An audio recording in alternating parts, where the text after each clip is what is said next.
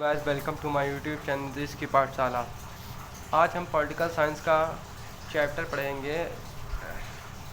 ऐतिहासिक पृष्ठभूमि का टॉपिक पढ़ेंगे। चार्टर कानून 1813 या चार्टर एक्ट ऑफ 1830 पढ़ेंगे। इसके बारे में आज हम पढ़ेंगे कि ये एक्ट की विशेषताएं क्या हैं। चलिए हम क्या देर न होकर सीधी इसकी विशेषताएं शुरू करते हैं। इसकी विशेषताएं क्या थी? तो 1793 के चार्टर कानून की बात की जाए तो उसमें एक अधिकार दिया गया है कि भारत में व्यापार करने के एकाधिकार का अधिकार दिया गया। तो 1813 के चार्टर कानून द्वारा उस भारत में व्यापार के एकाधिकार को, जो कंपनी भारत में व्यापार का एकाधिकार था, उसको समाप्त कर दिया गया। यानी ब्रिटिश जितने व्यापारी थे सभी के लिए भारत में व्यापार के रास्ते खोल दिए गए। परंतु इसमें एक चीज़ पर नहीं, दो चीज़ें थी जिन पर अभी एकाधिकार को समाप्त नहीं किया था। पहला था कि चाय के व्यापार के साथ एकाधिकार को नहीं समाप्त किया गया था। दूसरा था कि चीन के साथ व्यापार के एकाधिकार को नहीं समाप्त किया गया था। यह इसकी पहली विशेषता है। चलिए हम इसके बारे में लिखते थे। इसकी विशेषता क्या थे?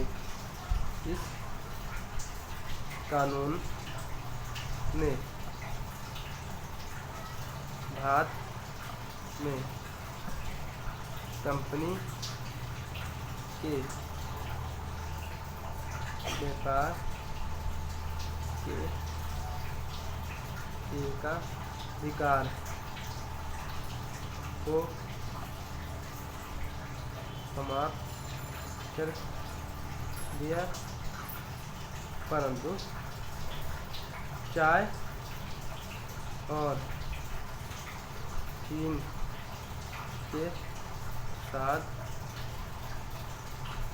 व्यापार के एकाधिकार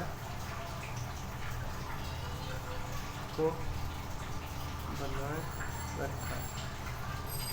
तो कहने का मतलब था इस कानून ने 1813 के चार्टर कानून में भारत में कंपनी के व्यापार के जो एकाधिकार था उसको समाप्त कर दिया, परंतु जो चाय के और चीन के साथ व्यापार था उसके एकाधिकार को बनाए रखा था। चलिए हम इसकी दूसरी विशेषता के बारे में पढ़ेंगे। दूसरी विशेषता क्या थी?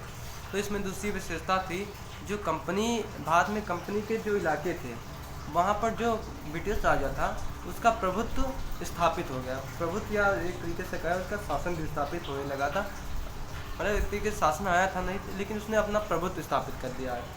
हाँ, तो इसके बारे में दूसरे इस चार्टर कानून द्वारा भारत में ब्रिटिश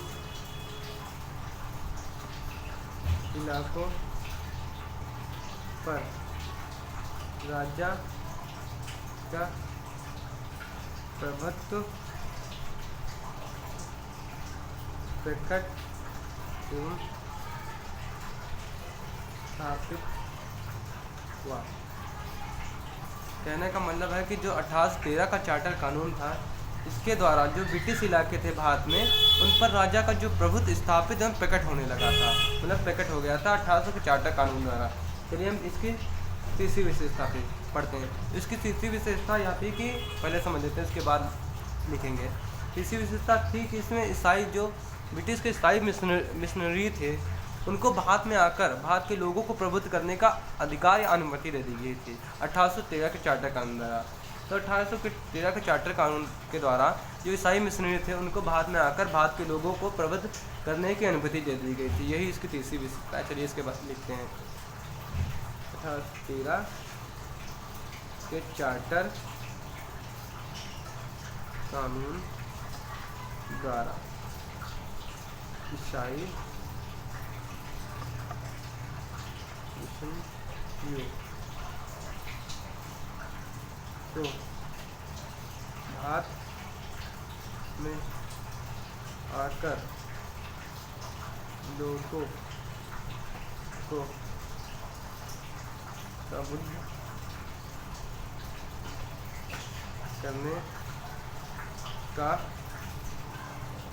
प्रबुद्ध करने का अधिकार अनुमति दे दी गई। तो इसकी विशेषता ये थी कि 1813 के चार्टर कानून द्वारा ईसाई मिशनरियों को भारत में आकर भारत के लोगों को प्रबुद्ध करने का अधिकार दे दिया, अनुमति दे दी गई। चलिए अब इसकी हम चौथी विशेषता के बारे में पहले समझ लेते हैं। तो इसकी चौथी विशेषता थी यह कि जो बाद में ब्रिटिश इलाके थे वहाँ पर जो पश्चिमी शिक्षा का 1813 के चार्टर कानून द्वारा पश्चिमी शिक्षा का विस्तार एवं प्रसार करने की अनुमति भी दे दी गई थी। तो लिख लीजिए 1813 के चार्टर कानून द्वारा भारत में ब्रिटिश इलाकों या क्षेत्रों में पश्चिमी शिक्षा का प्रचार एवं प्रसार शुरू हो गया। तो कहने का मतलब है कि 1813 का चार्टर कानून द्वारा जो पश्चिमी शिक्षा है, पश्चिमी शिक्षा का प्रचार एवं प्रसार करना शुरू हो गया था जो ब्रिटिश इलाके थे भारत में, उन्हीं में। अब इसकी लास्ट विशेषता के बारे में हम पढ़ते हैं। इसकी पांचवी विशेषता, इसके बारे में हम पहले समझ लेते हैं, उसके बारे में इसके बाद देंगे।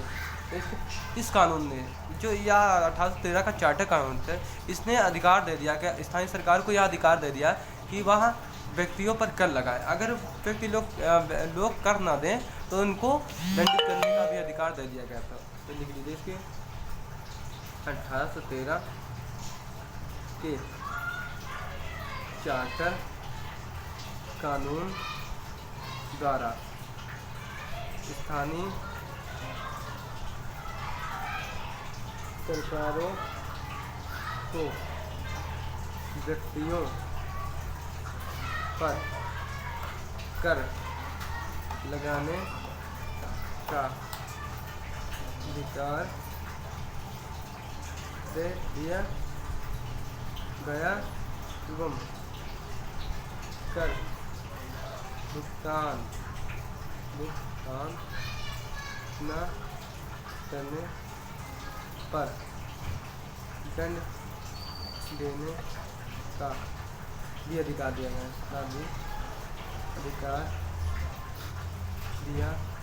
गया। कहने का मतलब है कि जो 1813 का चार्टर कानून था उसने स्थानीय सरकार को एक प्रकार का अधिकार दे दिया क्या, तो वो व्यक्तियों पर कर लगा सकती थी और अगर कर ना दे तो उनको दंड देने का भी अधिकार दे दिया गया 1813 के चार्टर कानून के साथ। इसी के साथ हमारा आज का टॉपिक चार्टर एक्ट ऑफ 1813 ख़त्म होता है। चलिए हम मिलेंगे अगली वीडियो में इसके साथ।